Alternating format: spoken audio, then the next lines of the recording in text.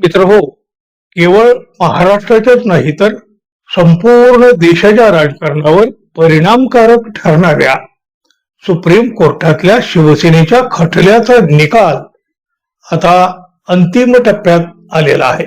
म्हणजे खरं तर तो आपल्या दृष्टीपथात येऊ लागलेला आहे आता, की वाटू लागलेला आहे की काही नाही, नजीकच्या 1-2 महिन्यामध्ये किमान दिवाळीच्या आधी तरी याचा आता शेवटचा एकदाचा फैसला होऊन जाईल, अर्थात असं आपल्याला वाटतं.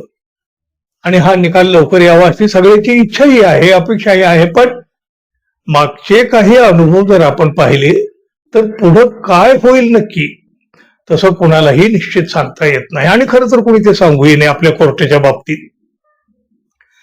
अंतिम टप्प्यातील युक्तिवादावरून आणि न्यायालयानं नोंदवलेल्या निरीक्षणावरून, म्हणजे सुनावणीच्या वेळेला जे अधूनमधून जी न्यायालयानं ज्या काही कमेंट केल्या किंवा जे काही प्रश्न विचारले त्या सगळ्या एकूण याच्यावरून उद्धव ठाकरे यांना सर्वोच्च न्यायालयामध्ये दिलासा मिळू शकतो. उद्धव ठाकरे यांची मूळ शिवसेना पुन्हा एकदा त्यांच्याकडे जाईल असं कायद्याच्या अभ्यासकांना तर वाटतं, आणि त्यांना तसा अंदाज व्यक्त करायचा त्यांना अधिकारही आहे, कारण त्यांचा अभ्यास आहे. घटनेचा अभ्यास त्यांनी केलेला असतो, कायद्याचा अभ्यास त्यांनी केलेला असतो, एकूण प्रकरण त्यांनी बारकाईने तपासलेलं असतं. पण सर्वसामान्य जनता सुद्धा तशाच पद्धतीनं सोशल मीडियावर व्यक्त होताना आपण पाहतो. खरी शिवसेना ही उद्धव ठाकरे यांचीच आहे आणि ती त्यांनाच मिळायला हवी अशी अपेक्षा सोशल मीडियावरून लोक उघडपणे व्यक्त करतात. आणि बघा, अशी अपेक्षा व्यक्त करणाऱ्याची संख्या लक्षणीय आहे, प्रचंड मोठी आहे नव्हे, ती सर्वाधिक सुद्धा आहे. सर्वोच्च न्यायालयातील अंतिम सुनावणी आता अंतिम टप्प्यात आल्यामुळे राजकीय वातावरण तसं आता जरा थोडं गरमागरम होऊ लागलेलं आहे.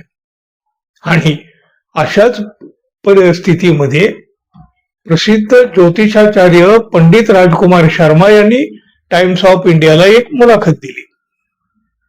ग्रहाची चाल आणि नक्षत्र याचा राजकीय घडामोडीवर कसा प्रभाव पडतो या संदर्भामध्ये त्यांची ही मुलाखत होती.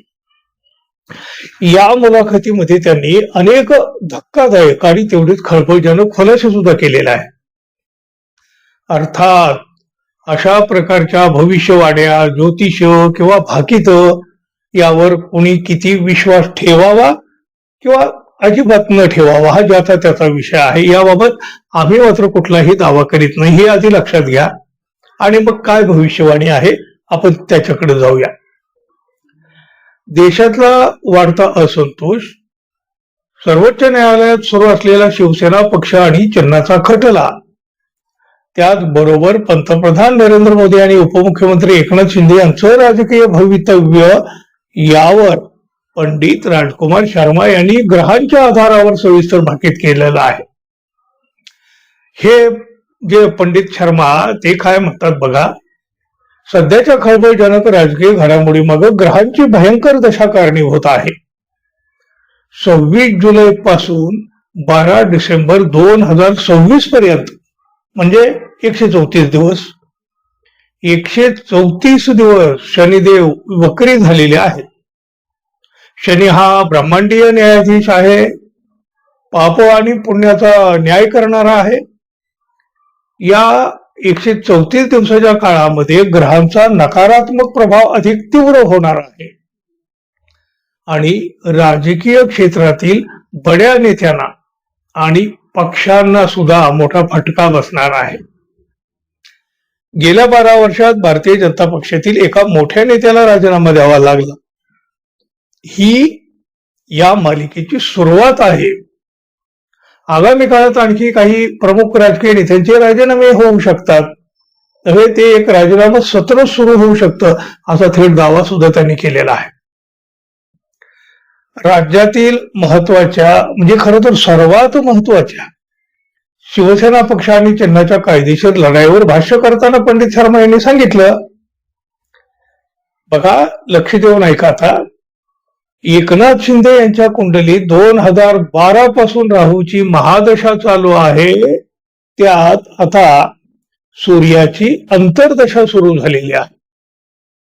राहू सूर्यांची ही युती कुंडलीत एक प्रकारचा ग्रह दोष निर्माण करते. त्यामुळं एकनाथ शिंदे गटाला कायदेशीर खटल्यात किंवा राजकीय निर्णयात एखादा मोठा धक्का बसू शकतो.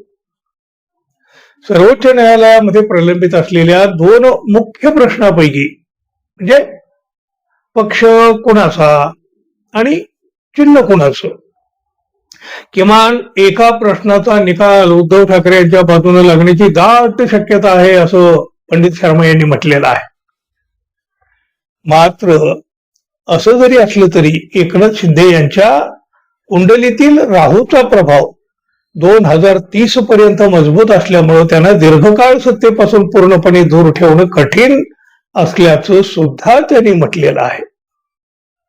म्हणजे नजीकच्या काळात जरी त्यांना काही धोका असला तरी तो दूरगामी काळापर्यंत तरी त्यांना राजकीय दृष्ट्या तसं काही नुकसानीचं आहे असं त्यांचं म्हणणं आहे की ते तसं काही नाही.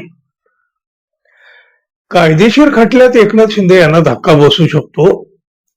पक्ष आणि चिन्ह यापैकी किमान एका मुद्द्याचा तरी उद्धव ठाकरे यांच्या बाजूने निकाल लागण्याची दाट शक्यता सुद्धा त्यांनी व्यक्त केलेली आहे. पण बघा, या दोन्ही प्रश्नाचा निकाल उद्धव ठाकरे यांच्याच बाजूने लागू शकतो असं कायद्याचे अभ्यासक ठामपणे सांगत आहेत. किंवा मग फार फार तर धनुष्यबाण चिन्ह आहे ते गोठवलं जाऊ शकतं.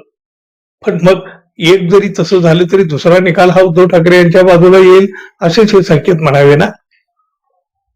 लोकांनाही वाटतं उद्धव ठाकरे यांना न्याय मिळेल आणि आता ही भविष्यवाणी सुद्धा तशीच आलेली आहे.